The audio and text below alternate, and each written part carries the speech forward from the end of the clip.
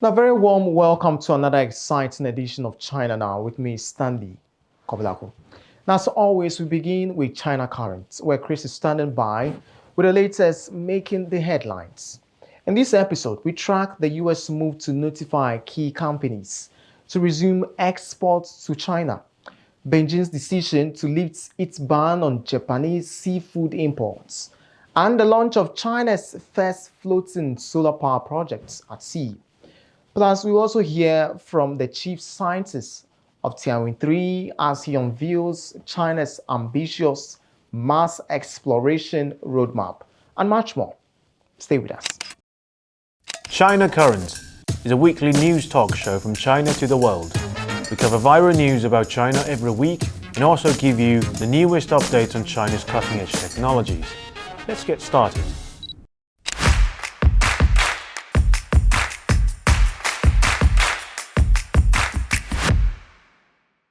Welcome to China Currents, your weekly news report on the latest developments in China. I'm Kris, and in this episode, the US notifies key companies to resume exports to China. China resumes imports of Japanese seafood, excluding 10 prefectures including Fukushima. In just 1 month, China's most popular power bank brand halts production due to fire incidents. China launches its first floating solar power projects at sea. And China's top space scientist outlines the nation's Mars exploration blueprint. Let's begin with our first story, U.S.-China trade tensions.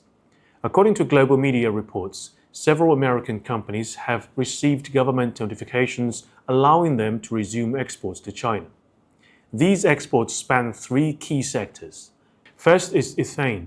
Reuters reported on July 2nd that 2 U.S. energy firms, Enterprise Products Partners and Energy Transfer, received government letters stating that previous restrictions on their ethane exports to China had been lifted.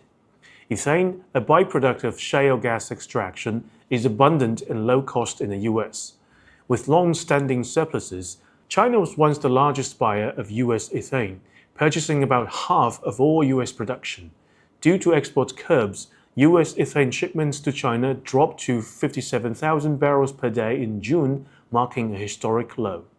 And second, key players in chip design software.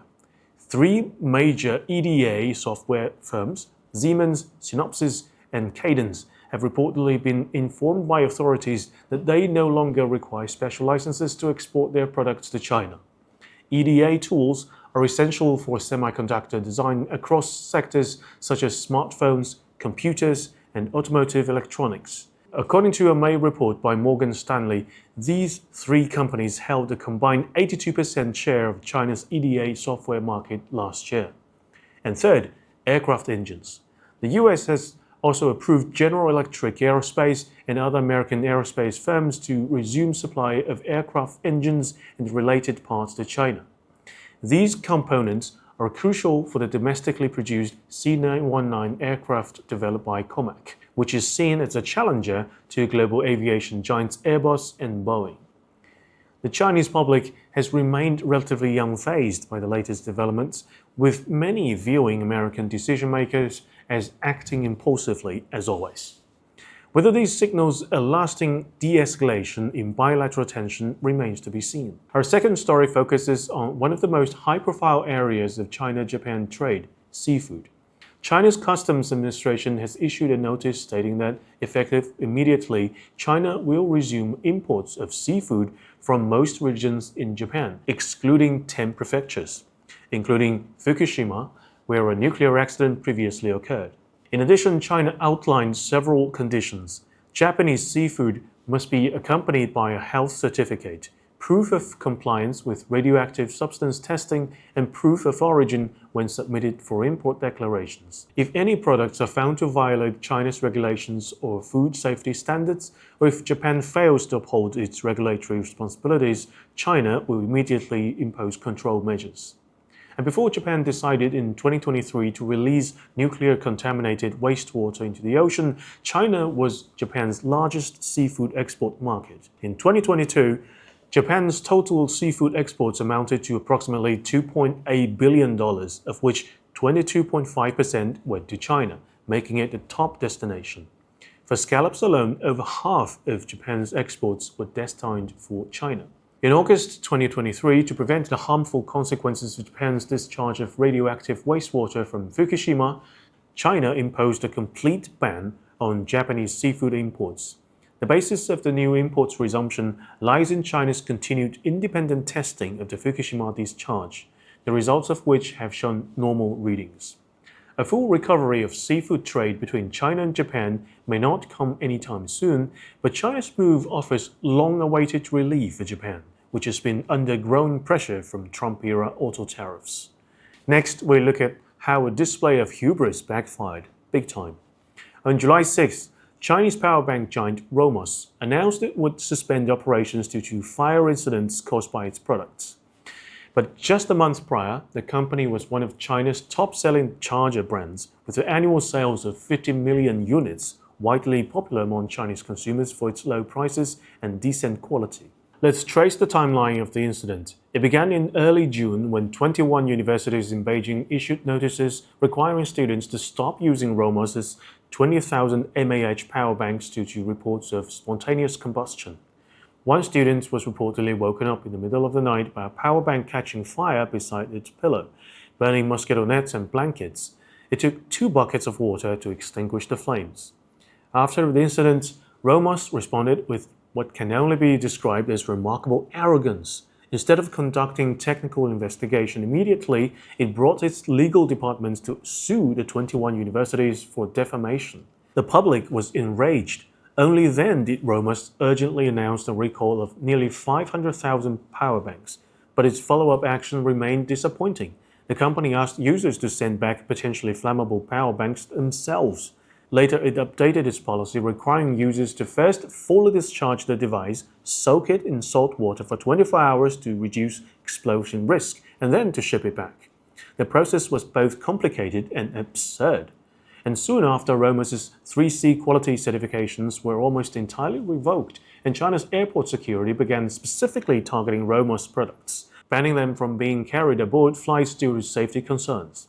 And China's Civil Aviation Administration ruled at the end of June that starting June 28th, power banks without 3C marks or those that have been recalled would be banned from airplanes. As public pressure mounted, an investigation into the cause of the fire progressed in parallel.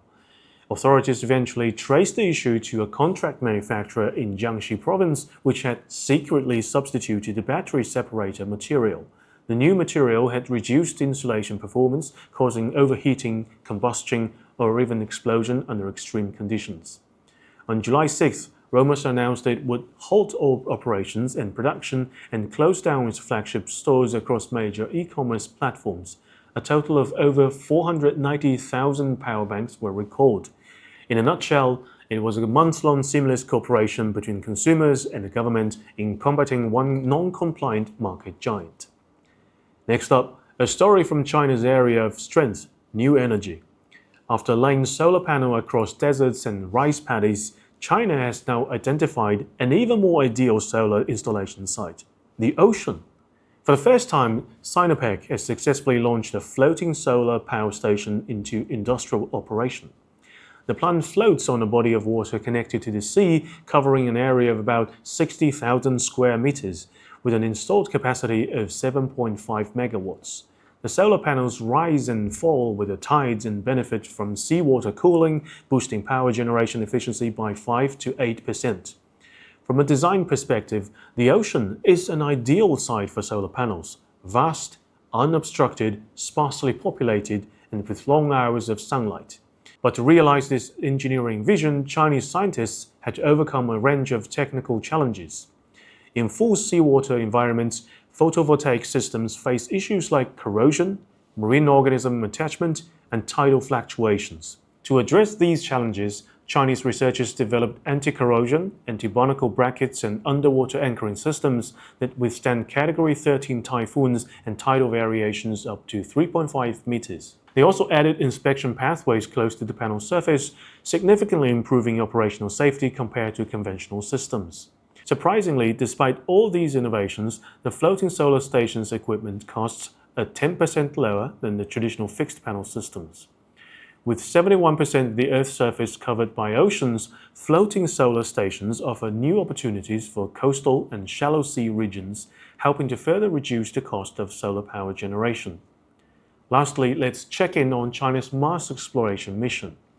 Recently, Tianwen-2, China's newest interplanetary probe, sent back two photographs, one of the Moon, one of Earth. The images were taken on May 30th, when the spacecraft was 590,000 kilometers away from the Earth. Today, Tianwen-2 has traveled over 12 million kilometers from Earth. These images may well be its last glance at its home planet.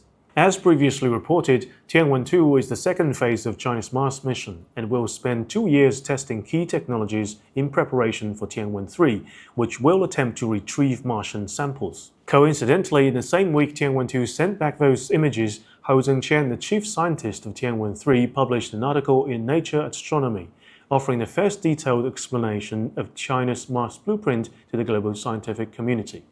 He wrote that Tianwen-3 is scheduled to launch in 2028 and return to Earth in 2031. The probe will take about 7 to 8 months to reach Mars, spend about 1 year working on the surface, collecting 500 grams of Martian samples, and then return home, a mission spanning over 3 years. Tianwen-3 has identified 3 scientific goals. First, search for signs of potential life on Mars, such as biosignatures, fossils, or ancient microorganisms.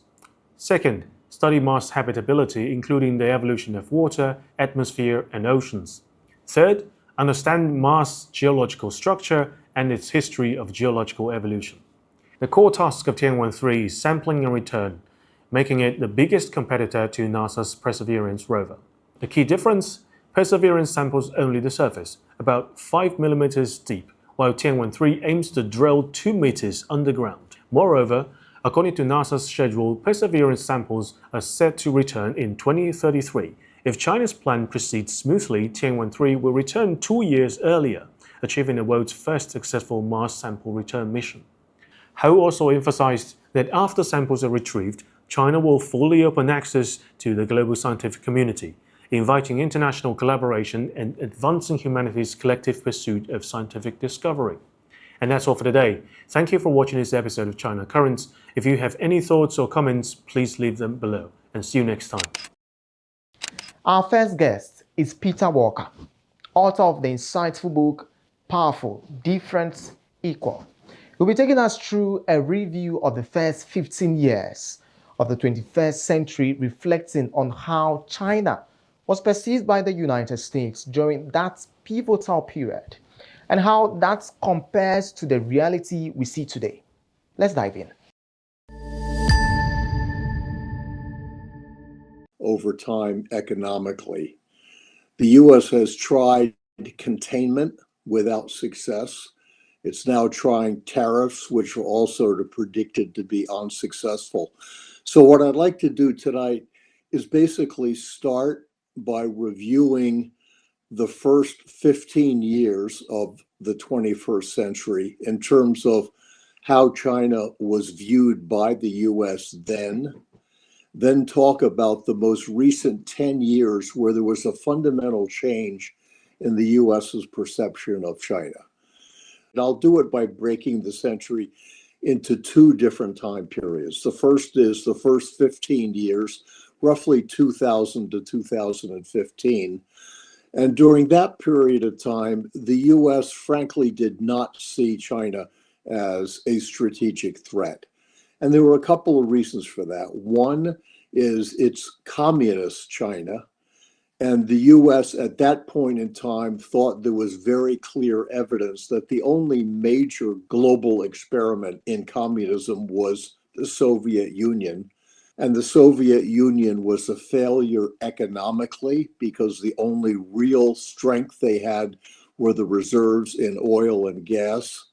And their economy basically was unsuccessful.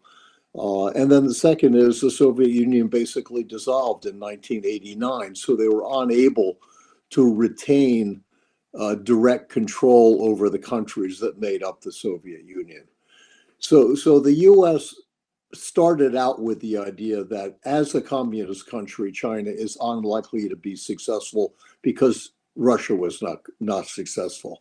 The second reason that the U.S. did not take China seriously economically was that its economy was fueled by a huge supply of low-cost labor.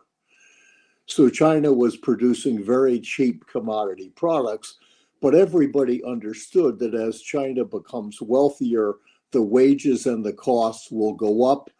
Other developing countries will develop large pools of lower cost labor, and China will no longer be able to sustain itself simply by being the low cost producer.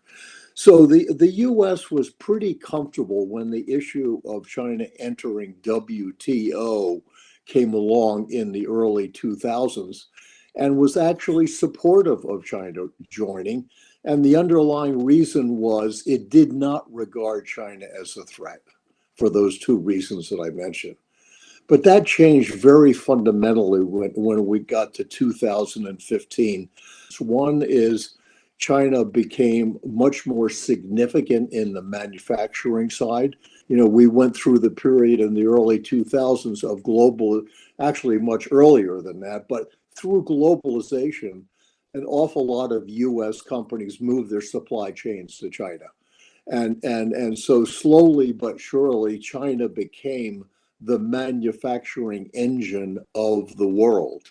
And today it accounts for roughly 30 to 35% of all global manufacturing, more than double what the US is. And I still remember the first time I read about this when Huawei came out as the world leader in 5G. And a lot of US companies wanted to retain Huawei to take advantage of 5G. And that's when the US stepped in and said, we're not going to allow that to happen.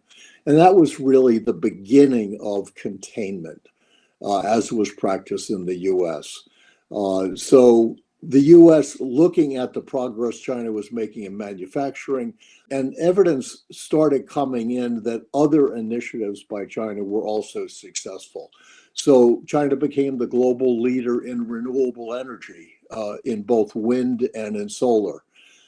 It became the global leader in EVs and batteries, having had literally no automobile industry that mattered 15 years ago, and now is the world leader. So the US started to see enough evidence that China was a real strategic threat to the US. And so the US put what it thought were very effective measures in place to prevent China from getting access. And then there were two surprises that changed everybody's point of view on the success of containment. The first is when Huawei came out with its new phone. And that phone was close to the iPhone in capability, sold for a price that was dramatically cheaper. And most importantly, it was made with a chip that China supposedly did not have the technology to develop. So the containment effort to prevent China from developing sophisticated semiconductor chips turned out not to hold up. So that was the first surprise. And then the most recent surprise was DeepSeek.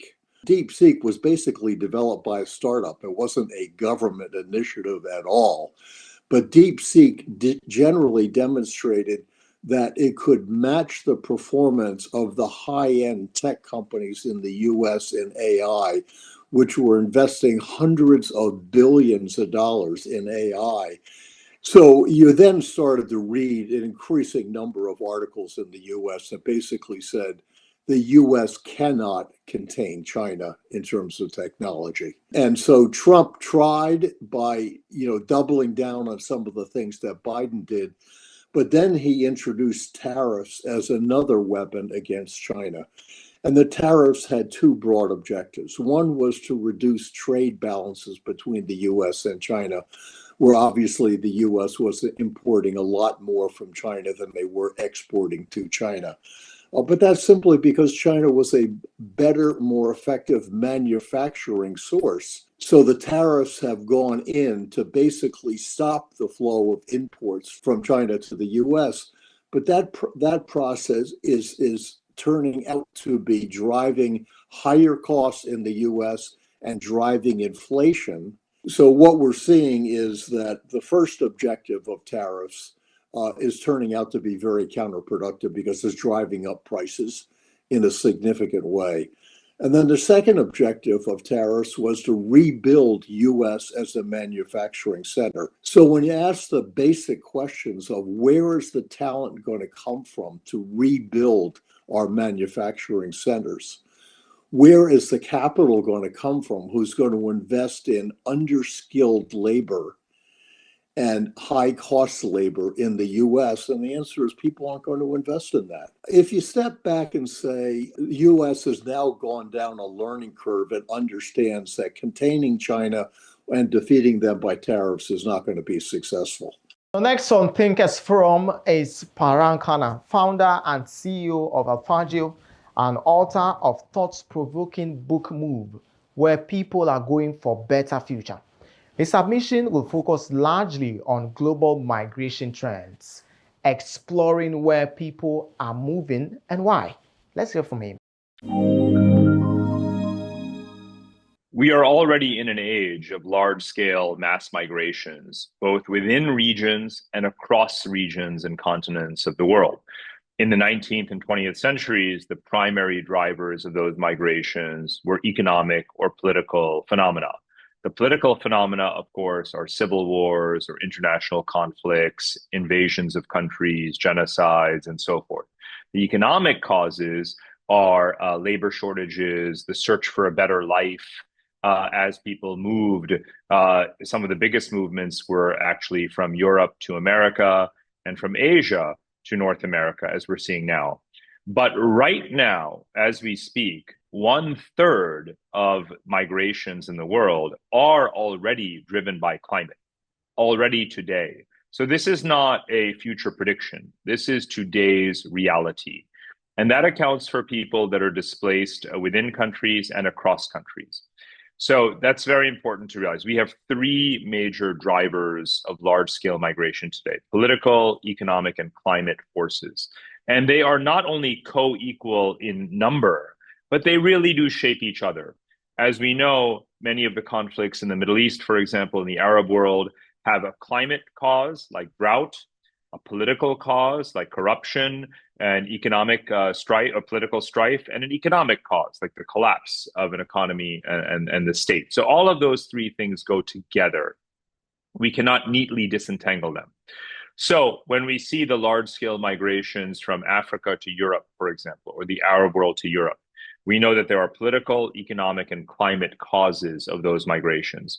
When we see Latin Americans, especially from Venezuela and Central America, migrating to Mexico and the United States, again, there are political, economic, and climate causes.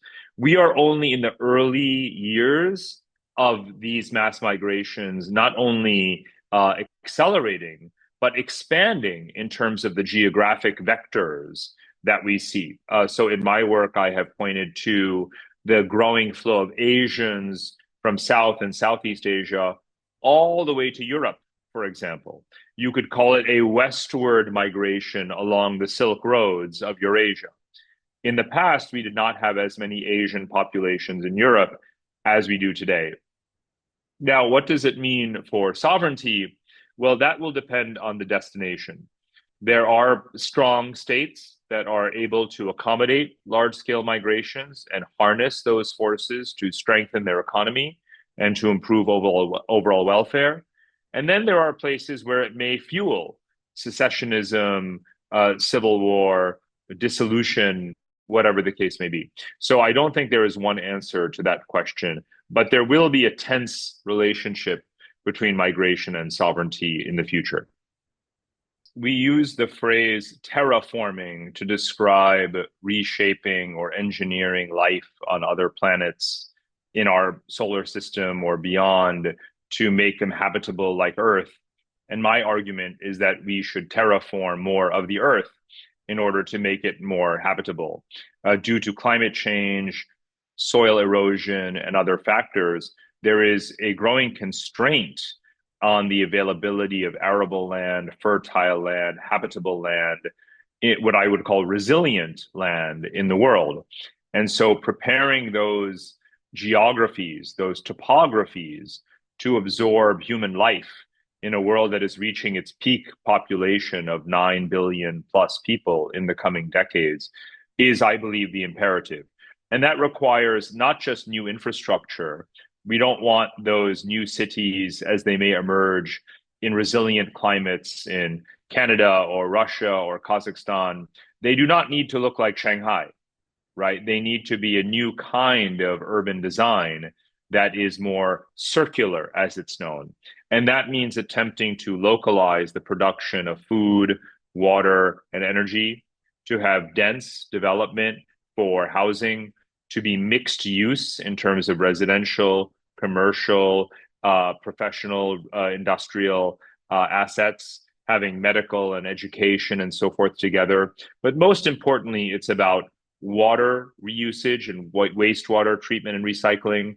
It's about nuclear power and renewable sources of energy, and localized food production, whether natural agriculture or genetically modified foods or hydroponic or aquaponic agriculture. And if you ask yourself, where today do you see these kinds of truly sustainable circular communities with large populations? The answer is zero, right? We have a lot of work to do in this sustainable terraforming of new habitats to accommodate our growing population in new geographies that are actually resilient to the very negative climate effects that we're facing today. So I really believe that that should be a collective priority. I am a strong believer that globalization is going to continue to widen, to deepen, to expand in a wide number of areas. Very often, globalization is mistaken or simply held synonymous with a specific category, such as the physical trade in goods, as if that is representative of all globalization. But it's not. The value of global services trade, such as digital, financial services, and other kinds of services, is almost the same value and is rising much faster than goods trade, and arguably is more essential and more value add as well. If we reduce the volume of trade globalization in physical goods like commodities because of renewable energy or because of more material self-sufficiency and local manufacturing, that would be a good thing. It would be a more sustainable globalization from an ecological standpoint. So we don't have to argue for more globalization just because we like it, but there's an optimal amount.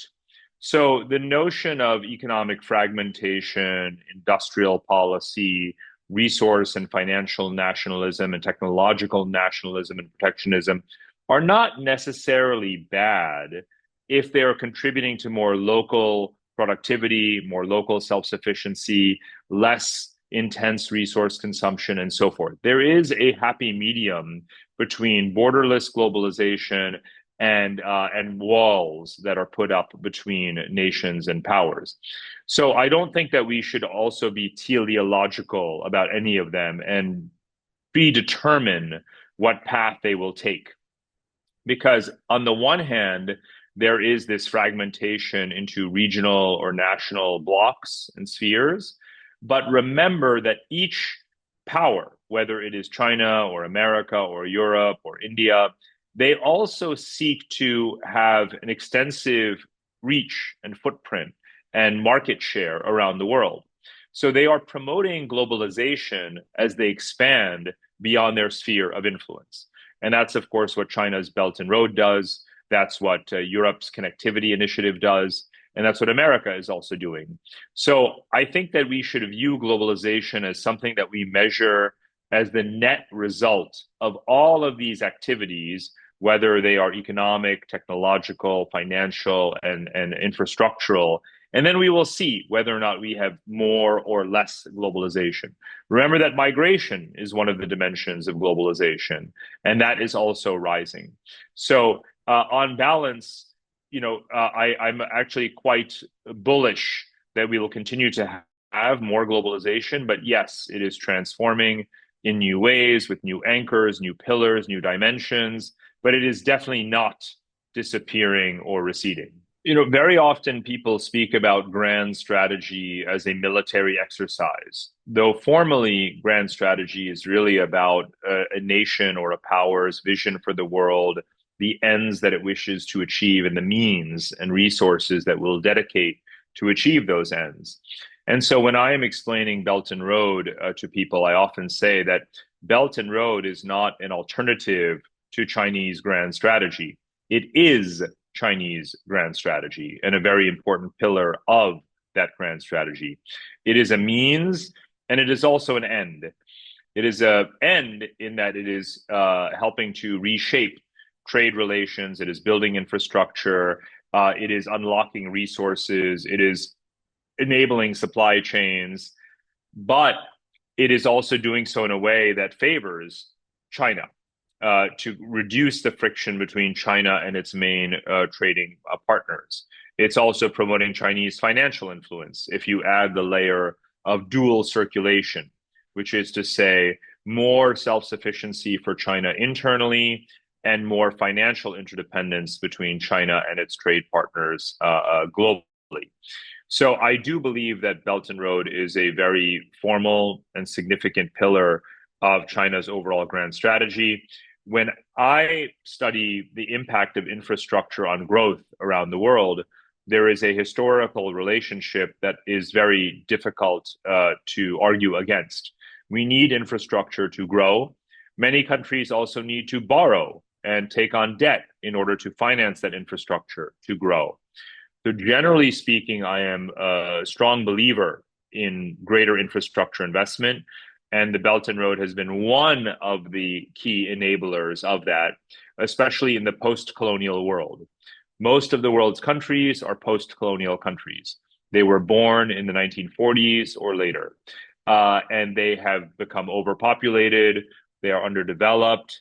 They need to harness their resources and their manpower, their labor force, in order to grow their economies and diversify their economies. None of this will be possible with only historical infrastructure or energy systems. So in general, I'm a big supporter of infrastructure investment. And within that, I believe that initiatives like Belt and Road and some of the things that Belt and Road does are essential. We can criticize if the projects are the wrong projects in the wrong places or are too expensive or there's too much debt. We can look inside each and every project and see how it could be better. But I do not dispute the importance of infrastructure. In fact, it's one of the key areas that I have been promoting for a very long time. I believe Asia already represents a distinct mega system of governance, of international relations, of norm building, and of projecting influence around the world. My book was titled The Future is Asian, but I often say the present is already Asian.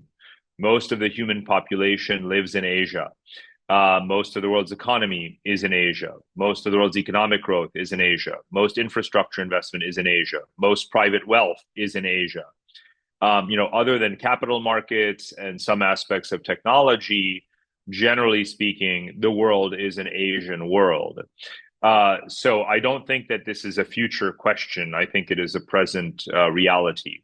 Now, there is individual Asian assertiveness and influence, and then there's collective influence. Collective is really the result, the sum total, if you will, of Chinese and Japanese and Indian influence around the world. Again, whether it's economic, financial, cultural, demographic, educational, and so forth.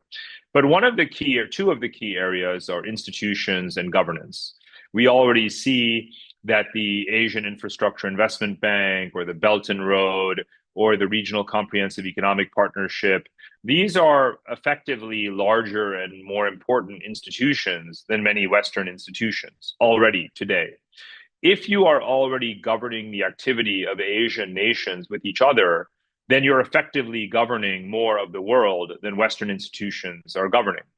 When I was researching my book on Asia and I was looking at the role of the IMF or the World Bank and other multilateral Western or global multilateral bodies in Asia, they have very little presence here, right? The World Bank is not doing a lot in Asia. So if you're not doing a lot in Asia, then you're not really global. right? Because Asia is most of the world. So that's the correct way to approach these questions. Whereas if you are Asian, you are almost de facto global because you're dealing with most of the world because most of the world is Asia. And so this logical, twist is not a rhetorical game. It's not a sleight of hand. It is the ground truth. It's the bottom up way of understanding how world order is built. And then, perhaps more importantly, it is the governance of day to day life. I formulated what I call the new Asian values. Of course, you remember in the 1990s, people spoke of Asian values in a primarily cultural Confucian context. And it was really limited in its interpretation, and it was quite temporal in referring to the 1990s period. But what I noticed today is that if you look across the vast swath of Asia, by which I mean every country from Turkey to Saudi Arabia to Israel and Russia, as well as Japan and China and India, really the greater Asia, there are certain systems or certain preferences that I see asserting themselves across democratic and non-democratic states. And I found that very interesting. One of them is this a preference for a technocratic kind of governance, right? And that occurs even in the democracies of Asia, such as in Japan, which has been one party more or less continuously, in India, where they have a very strong leader, and where executives are basically given a long shelf life to operate and to pursue a vision of reform and modernization, right? So I believe that technocracy is something that Asians gravitate towards. And Western leaders are realizing that they wish that they could have more technocratic systems, not the reverse. Asian societies don't want to be more democratic in the sense of a Western mode of democracy. Certainly, we would like to have more mechanisms for public consultation, more real-time ways of assessing the will of the people, and hopefully to respond to the needs of the people to enhance the legitimacy and credibility of government. We should all want those things, but you can achieve those democratic goals through a technocratic system perhaps better than you can with a Western liberal democratic system. So that's one argument. The second is what I call mixed capitalism. In Asia, nobody disagrees that the state can have a role in the economy, that the state can provide subsidies, industrial policy, other kinds of incentives and supports so that key industries can take off and thrive and become global champions. In the West, that was rejected for a long time as a matter of neoliberal economic orthodoxy. But of course, as you know, most Western countries now also act very aggressively in terms of public-private collaboration, and they have some elements of state capitalism and industrial policy as well. So that's the second area where the West wants to be more like Asia rather than Asia wanting to be like the West. And the third area is what I think of as a social conservatism. Here in Asia, even the most liberal societies are actually somewhat conservative, right? We're very cautious, very incremental in social liberalization, right? We are multi-ethnic societies. We have some restrictions around free speech. We have communitarian values. We don't want to see any one community able to dominate or oppress, or in a way be able to grossly offend and disrupt public order in the name of its own sort of dominance, right? In many Asian countries, that is the case. Again, when you look at the West, they have realized that uncontrolled liberalism, uncontrolled individualism, uncontrolled free speech, right, lead to polarization, social fragmentation, a lack of community, lack of harmony, lack of law and order.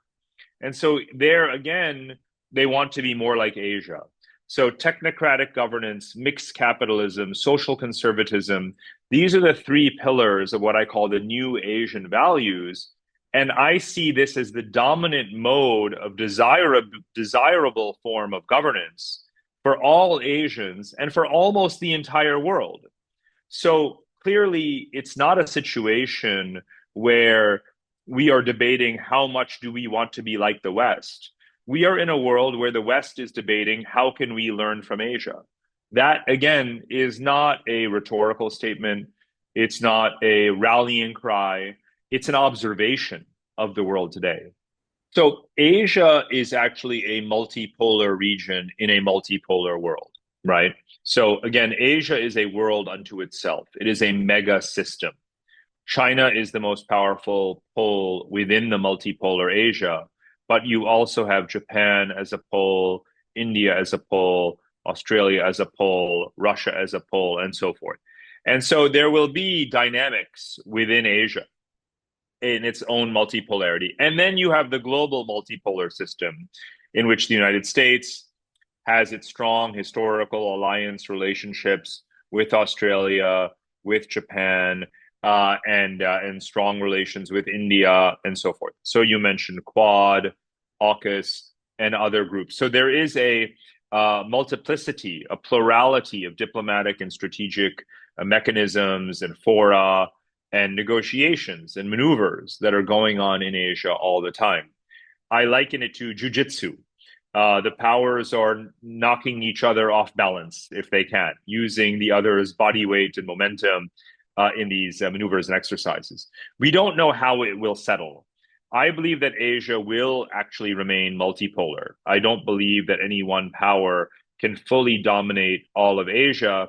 And the reason has to do with the historical reality of this as a multi-civilizational zone, a very large geographical zone, where power projection across these civilizational boundaries is very, very difficult. We are better off practicing a form of live and let live, accept each other's natural and geographical boundaries and find ways to have positive relations with each other. Now, many of the most significant great power rivalries and tensions and conflict scenarios are in Asia, of course. And we see the conflicts and tensions are brewing between China and India in the South China Sea and in other theaters. We have outright hostility between India and Pakistan, for example, and so forth. So it is not a surprise that there are many conflict scenarios for Asia. However, we have to ask ourselves, even though we have these conflict scenarios, does it mean that the Asian megasystem, that the Asian story is derailed? Well, of course not. We've had decades of spectacular growth in Asia, even though we have very severe geopolitical rivalries and tensions. So the question is whether we can manage the geoeconomic convergence with the geopolitical rivalries. My hope is that we use the geoeconomic convergence to suppress the geopolitical rivalries, and that will require a lot of maturity.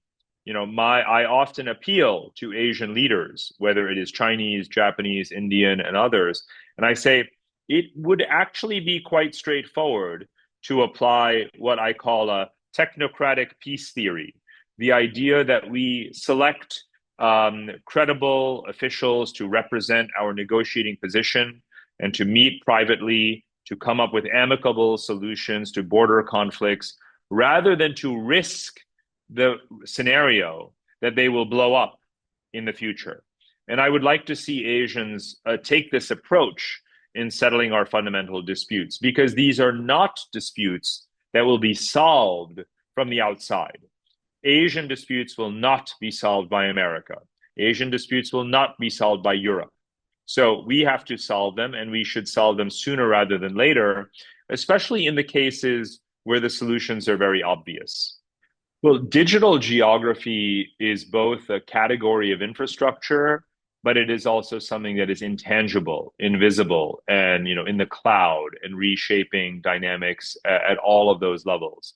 I often say that there is the geography of the internet, meaning the physical cables and servers and routers that are almost a kind of sovereignty and an infrastructural sovereignty.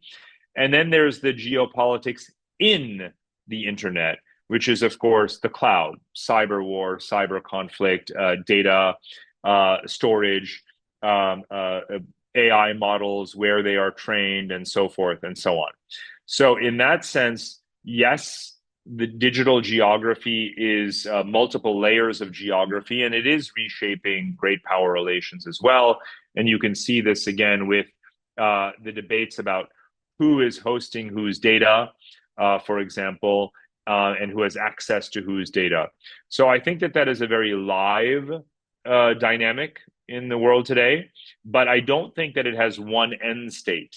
And one of the reasons I believe that is that technological diffusion is a very, very powerful force, perhaps the most powerful force. Very often we look at technology today and we make a linear extrapolation. We say that China is in the lead in 5G and 6G today, therefore it will dominate telecommunications hardware. America may be in the lead in certain social media, commercial social media platforms, therefore it will dominate them tomorrow. We may propose that the US is in the lead in quantum technology and therefore it will continue to lead. The reality is that all of these technologies diffuse very, very quickly. And therefore, we cannot say exactly who will be dominant. The correct answer is most likely that these technologies will democratize. We will have AI everywhere, of course. Just as we have the capacity for nuclear power everywhere, and so on and so forth. So I don't think that we should be looking to declare a winner in these areas. Rather, you will have shifting coalitions, shifting service providers, the cost coming down, and new competitive forms of regulation, and so forth that will play out in the future. And that's where we wrap up on this edition of China Now. Many thanks for staying with us, and to all our guests for their valuable insights. Join us same time next week for more conversation, updates, and perspectives shaping China and its place in the world. Until then, my name is Stanley Kobalaku. Stay safe and see you same time next week.